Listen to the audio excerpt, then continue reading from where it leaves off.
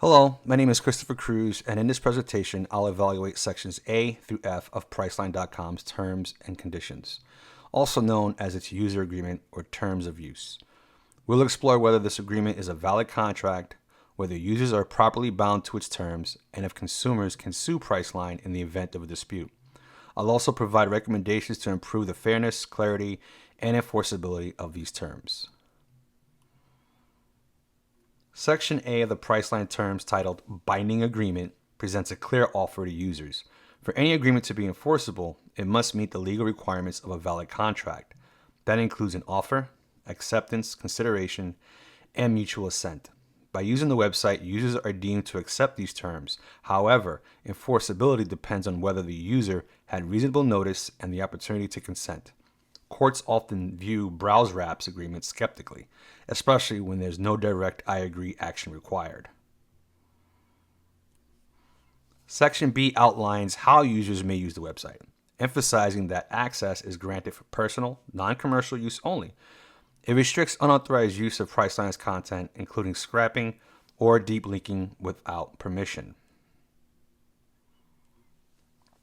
Section C lists user obligations, such as providing accurate information and complying with the law while using the platform.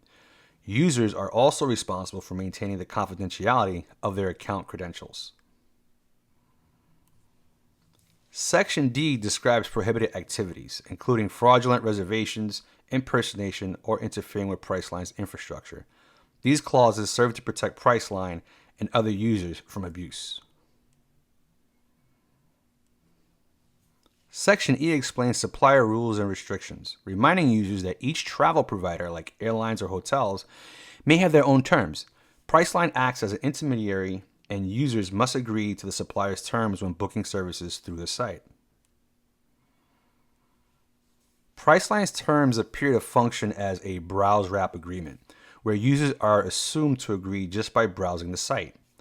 This is different from a click wrap agreement, which requires users to click I agree to proceed. Courts have held browse wraps are only enforceable if the website provides clear notice and users are meaningfully aware of the terms. Without that notice, these agreements may not hold up in court. For example, in Specht versus Netscape 2002, users downloaded software without seeing the terms. The court ruled the agreement was not enforceable because users weren't given proper notice. The Electronic Frontier Foundation has also emphasized that users must be given a fair opportunity to read and understand terms of service, especially in passive consent scenarios like browse wrap agreements. Section F outlines that all disputes must be resolved through binding arbitration, waiving the right to a trial or class action lawsuit. While arbitration can be faster and more cost-effective, it often limits consumer rights and is seen as favorable to companies. Priceline users, by using the site, effectively waive their rights to sue in court. Whether or not this clause is enforceable may depend on whether courts view it as fair and properly disclosed. To enhance the enforceability of fairness of their terms of use, Priceline could 1. Implement a click wrap agreement requiring active user consent. 2.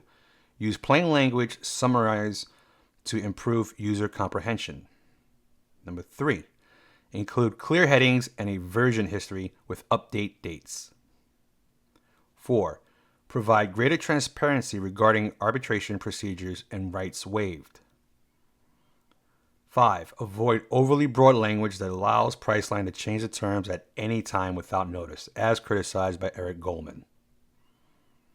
These steps will not only protect Priceline legally, but also build greater trust with users. In conclusion, while Priceline's terms of use technically meet the definition of a valid contract, their reliance on passive user consent and a broad arbitration clause raises questions about fairness and enforceability.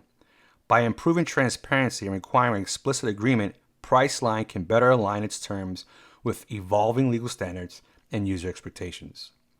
Thank you for watching.